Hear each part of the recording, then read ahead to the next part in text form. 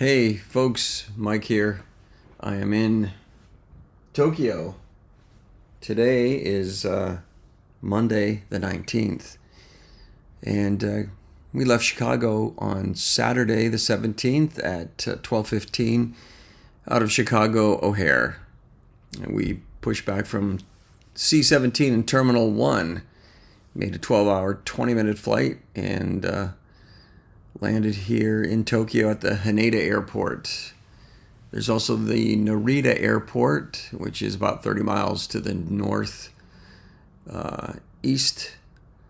And we fly in there also from some of our other departure cities. But this trip we were flying into Haneda.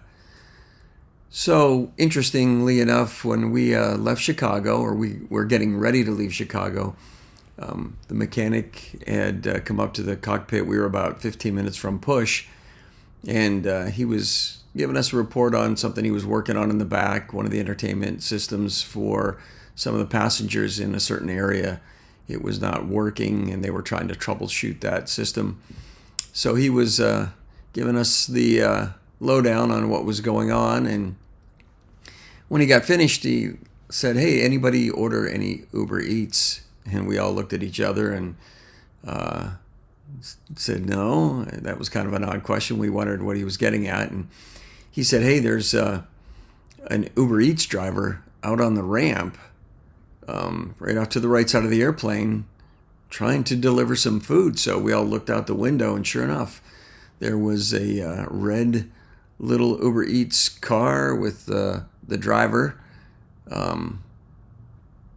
sort of pulled over by some of the ramp people, and as you can see here, there was security, and actually the O'Hare Police Division, they were showing up, and they proceeded to try to figure out what was going on.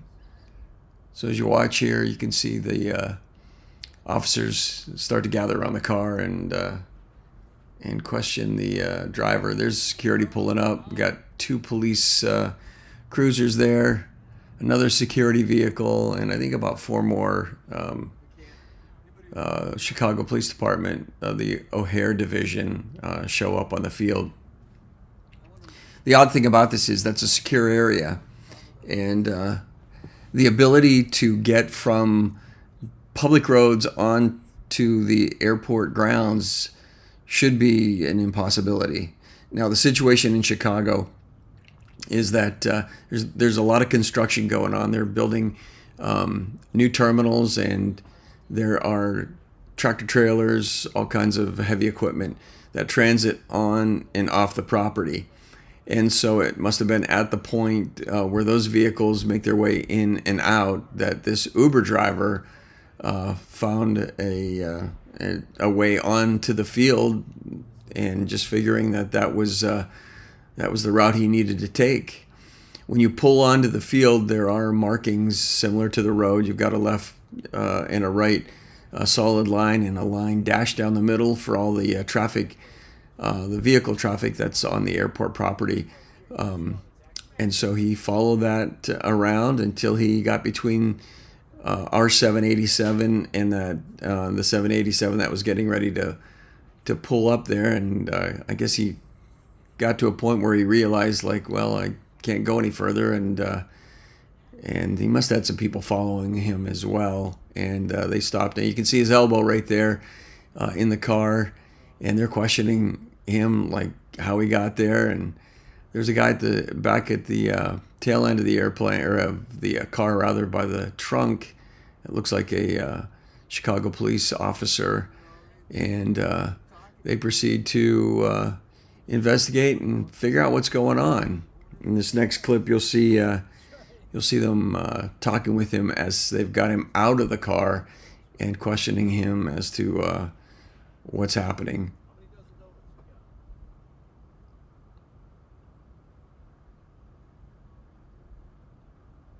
Meanwhile, life just continues. You've got a wing walker with the two red wands, the orange wands, off to the left there, guiding, making sure that the The other airplane that's being towed to the gate is in the clear.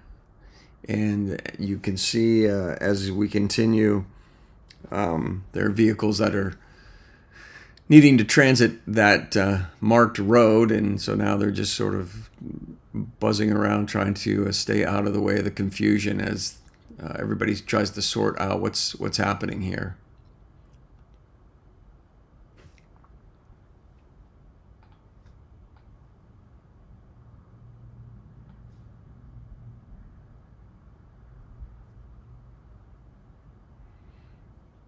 There goes a baggage cart making his way around this stop.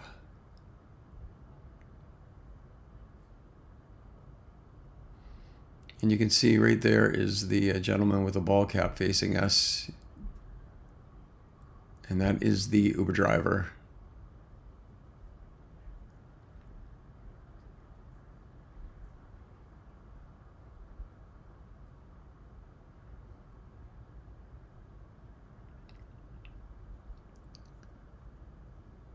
And then they decide they need to walk him over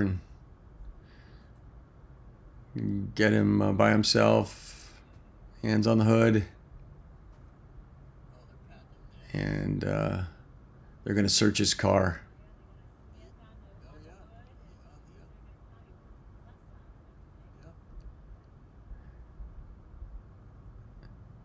Even though it appears to be a benign situation, when a situation like this occurs, everybody operates at high alert.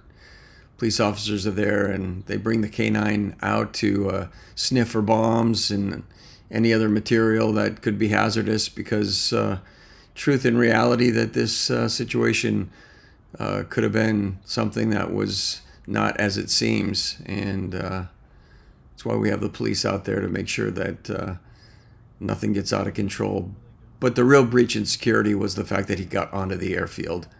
At the point where the public road meets the airport perimeter, and the trucks that are that have clearance to go on and off the property, there's probably some kind of a gatekeeper there that is verifying that the vehicles that are moving onto the airfield are allowed to do that. And somehow this guy just made his way along with the rest of those vehicles and got onto the airfield.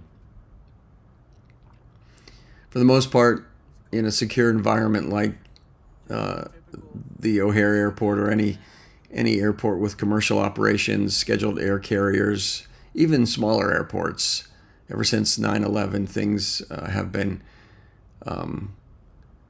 really on high alert. But this is one of those situations where this should not have happened.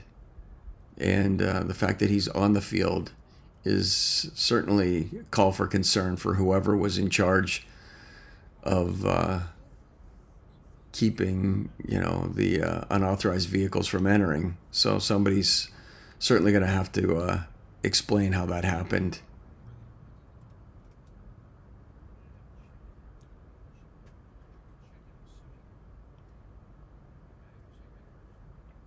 I'm sure everybody on the right side of our airplane, anybody that was looking out the window, got an interesting view of what was going on.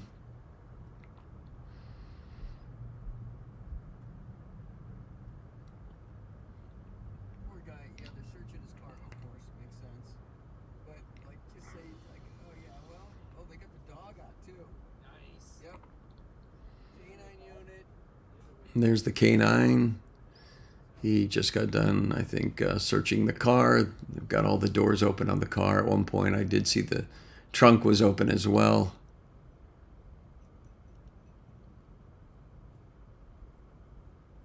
And we simply just didn't stick around long enough. It came time for our push, and we called for clearance to push, and then we pushed back. So it was probably about, maybe close to 15 minutes from the time we first noticed this until we started taxiing away. There's the security guard trying to figure out how he got on and what he saw, and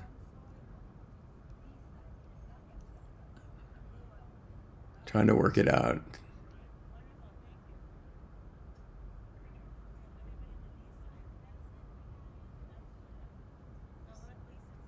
At this point, our baggage doors were all closed.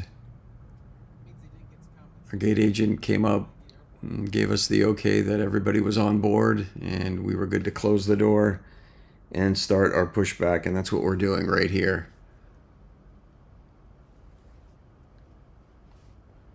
And we started our push, and as you can see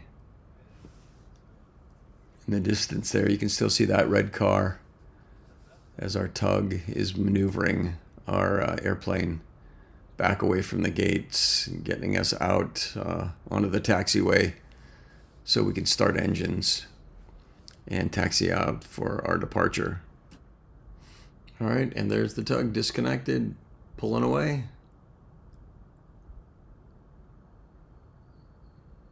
And we start engines and taxi out to the runway for our departure. Just another day at O'Hare. I imagine everything eventually worked out. I'm sure, like I said, there were some people that had to answer some questions about how that happened. But it was an interesting situation. Very seldom do you see that ever occur where somebody gets on the airport property. Usually when that happens, they don't get as far as this individual got. But once he was observed, the police were on it, and they took care of it, and that's what they're there for. So all's well that ends well, and I thought I'd share that with you. And that's it from Tokyo. See you next time.